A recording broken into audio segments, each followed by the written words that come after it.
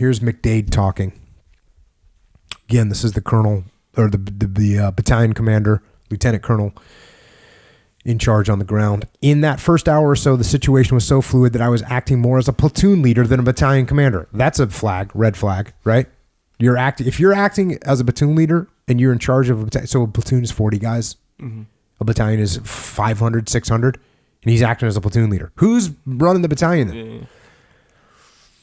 We were trying to secure a perimeter. I was trying to figure out what the hell was going on myself. I don't think anybody in the battalion could have told you what the situation really was at that time. I can see where this might have left Tim Brown, the brigade commander, in the dark about what was going on. I didn't know myself until things quieted down. The battalion commander adds, I could have yelled and screamed that we were in a death trap and all that crap, but I didn't know it was as bad as it was.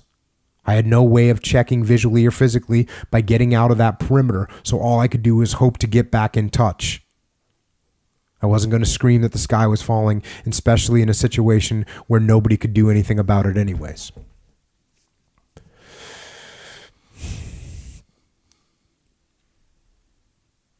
So if you don't know what's going on, that means there's a bad problem.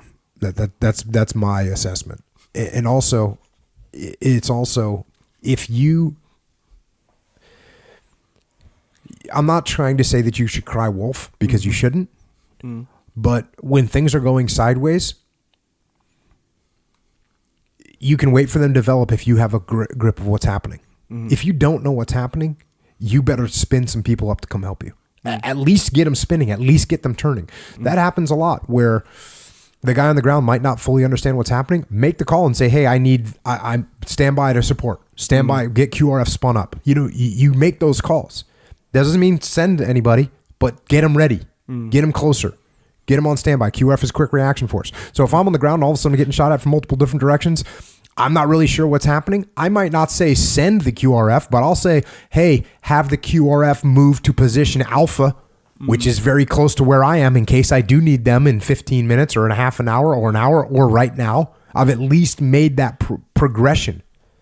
Is that like for just provide some general awareness? Yeah. For your crazy so situation. your QRF, quick reaction force, they might be 30 minutes away, and they might need 15 minutes of notification time. Yeah. So that means if you called them right now, they're going to be here in 45 minutes. 45 minutes from a bad firefight is not going to help you. Yeah. So your first call, now you might bring them in and you pre-plan this. This is when I talk about pre-planning. We would always pre-plan, hey, if we need QRF, we're going to call you to this point here. We'll call you to this point here. If we need to bring you on standby, we'll call you to this point. Let's say this point is 500 meters away from where we actually are. And then we have one that's right where we are. Like, you come to this building. If we call QRF, you come to this building. We're going to try and get into that building. If you don't hear from us and we just call for QRF, come to that building. We'll be inside it to the best of our ability. As they get closer, hopefully you can establish communications with them directly. But if you start losing control of the situation, this is the thing. When you start losing control of the situation, you call up the QRF and say, hey, move to the staging point. So now they're moving. You started that 45-minute clock, right? Gotcha. Now they've all spun up. They're all getting in their vehicles. They've woken up the people that need to get out. They get in their vehicles and they drive. Yeah. So now they might get to the 500 meters away, and I had the situation under control, and I say, hey, we don't need you to come in. We're okay. Hold off on what you got. They're bummed, but they don't care. They'd rather have that, because maybe in 30 minutes, things have developed to a point where I need them, and now they can get there in 15 minutes instead of in 45. Yeah. Okay. So again, we're not trying to spin up and waste assets. Right. But, and actually, you know who did this very similar in the previous podcast?